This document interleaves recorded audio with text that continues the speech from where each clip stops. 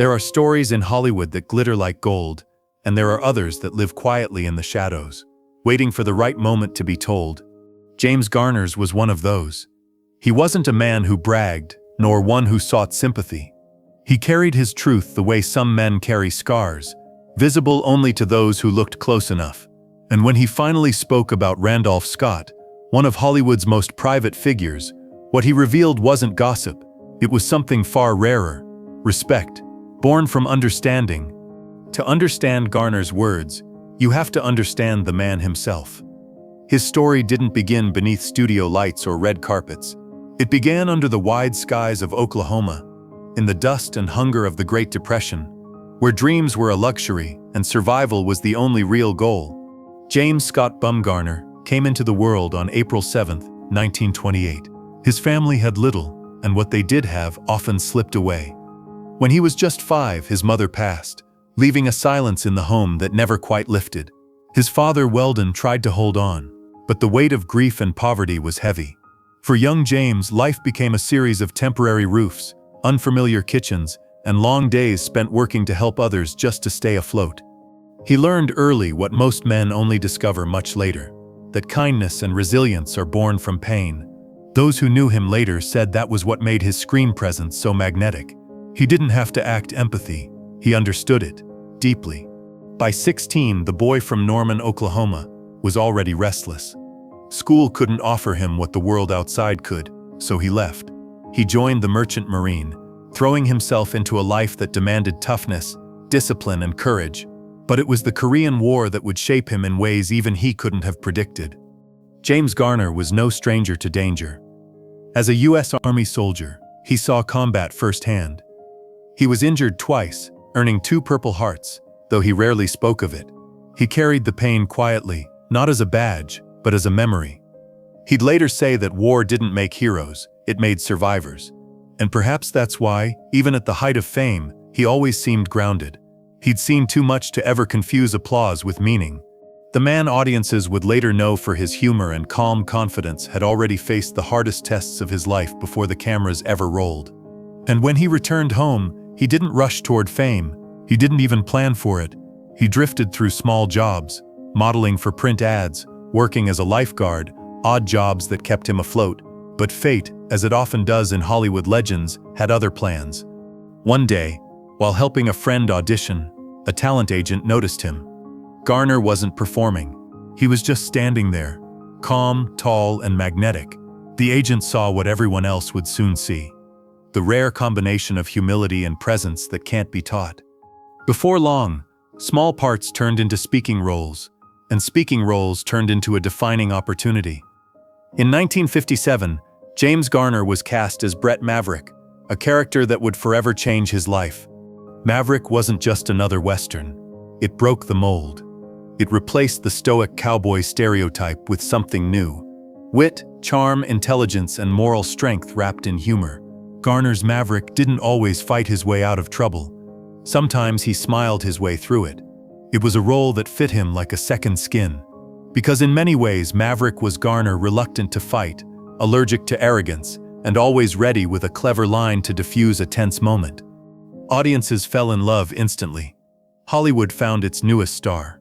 But fame, for Garner, was never about attention. It was about doing something right and doing it well. On set, he was known for being professional to the core. Crew members adored him because he treated everyone, no matter their rank, with respect. That quiet decency made him different from so many others who let ego take over once the cameras stopped rolling. Through the 1960s, he built one of the most versatile careers in the business. He moved effortlessly from light-hearted comedies with Doris Day to war epics like The Great Escape. His co-stars admired him not just for his talent, but for his humility. There was no pretension, no facade. James Garner was, in the truest sense, real. And perhaps that authenticity is what helped him weather Hollywood's storms. He wasn't seduced by glamour or drawn to gossip.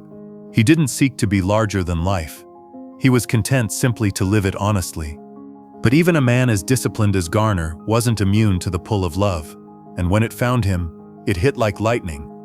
In 1956, at a friend's barbecue, Garner met Lois Clark, a woman whose laughter could light up a room and whose presence seemed to stop time. He later said he knew from the moment he saw her that she was the one. For 2 weeks, they were inseparable. They went to dinner every night for 14 days. On the 15th, he asked her to marry him. It sounded crazy to everyone else, but not to them. On August 17, just 16 days after meeting, they stood side by side and promised each other forever. And against all odds, they meant it. Their marriage became one of the rarest treasures in Hollywood. A love story that actually lasted. Lois was already a mother to a daughter named Kim, recovering from polio. Garner stepped into that role with tenderness and patience, never seeking credit. To him, family wasn't about blood, it was about presence. 2 years later, they welcomed their daughter Gigi, and their home became the quiet center of his world.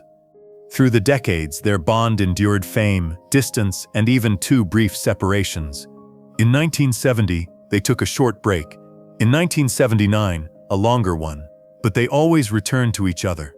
Garner once said, "We just needed a little space, not a new life." That single line said everything about who he was: faithful, loyal, and honest enough to admit when things weren't perfect.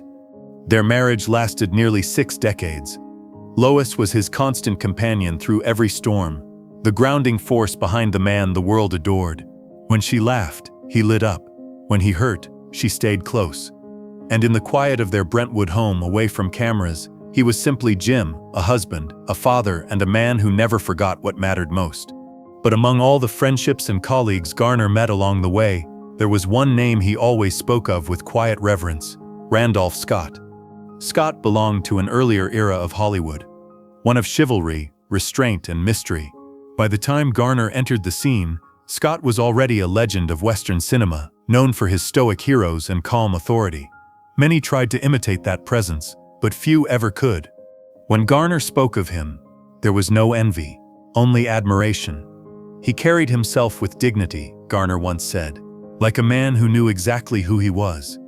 He described Scott as someone who didn't need to shout or show off to command respect. He had that rare kind of power that comes from stillness. You could feel it when he entered a room. Garner said, "He didn't bend with the wind, he didn't chase trends, he was steadfast." That word, steadfast, became the centerpiece of Garner's reflection. He believed Scott represented a kind of masculinity that was fading from the screen. Strong but never cruel, proud but never arrogant. He let his work do the talking, Garner said. He didn't care about headlines or gossip. And indeed, Randolph Scott's life was wrapped in mystery. He avoided interviews, kept his personal life locked away, and refused to let Hollywood own his image. Rumors followed him, as they always do when silence surrounds a man. But Garner dismissed most of them outright. People made up stories because he didn't give them anything real, he said. He was private, not secretive. What impressed Garner most was Scott's quiet discipline. He came to set prepared. He knew his lines. He respected everyone. That may sound simple, Garner explained, but in this town it's not. For Garner, Scott's strength wasn't just in his performances, it was in his code. He embodied a kind of Southern honor that had all but disappeared from Hollywood. He didn't need applause or validation. He simply did the job right, every time. And perhaps that's why Garner saw a reflection of himself in Scott. Both men were soldiers. Both knew hardship. Both built careers without selling their souls. When asked about Scott's influence, Garner paused and said he defined what it means to be a man of principle. A lot of us, whether we knew it or not, tried to live up to that. But Garner also acknowledged the loneliness that came with Scott's nature. He wasn't the kind of man you had heart-to-heart talks with, he said. He didn't wear his emotions on his sleeve. Maybe that's why his characters always looked so stoic, because that was him. And yet, Garner didn't see that as a flaw. In fact, he admired it.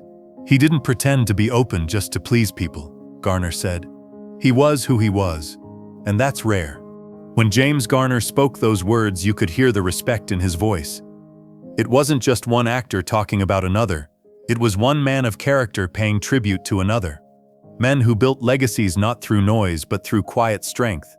And when Garner himself passed away on July 19, 2014, at the age of 86, it felt like the closing chapter of an era. He left behind not just a body of work, but a way of being, a reminder that dignity and decency are timeless. His death came heartbreakingly close to what would have been his 58th wedding anniversary with Lois. For those who knew them, that detail felt symbolic. Their love, like his career, had been steady, loyal, unbroken. After his passing, Lois lived another 7 years, but those close to her said she never fully recovered. Her days grew quieter, her laughter softer, her gaze often lingering on old photographs of him. James Garner's legacy isn't just written in film history. It's written in the hearts of those who saw in him something real. He didn't need scandal or spectacle. He proved that strength could be gentle, that success could coexist with humility, and that love, when true, can last a lifetime. When he spoke of Randolph Scott, he gave the world a clue to his own code of life. He was steadfast, Garner said. He didn't change with the times. He stayed true. And that, in truth, was James Garner's own story too. Two men decades apart, connected by one word that defined them both: integrity. Because in the end, it isn't fame or fortune that lasts. It's character. It's the way a man treats others when no one's watching. It's the love he gives, the promises he keeps, and the quiet truths he carries with him to the end. James Garner didn't just tell the truth about Randolph Scott. He revealed through that truth who he was himself: a soldier, a husband, a gentleman, a legend whose quiet honesty spoke louder than any line he ever delivered on screen. And that is why, long after the lights fade and the reels stop turning, both their names still echo softly, but powerfully through the history of Hollywood. If you've enjoyed this story, and you believe some legacies deserve to be remembered not for the noise they made but for the dignity they held, make sure to like this video and subscribe, because some of Hollywood's greatest truths are whispered, not shouted. And James Garner's was one of them.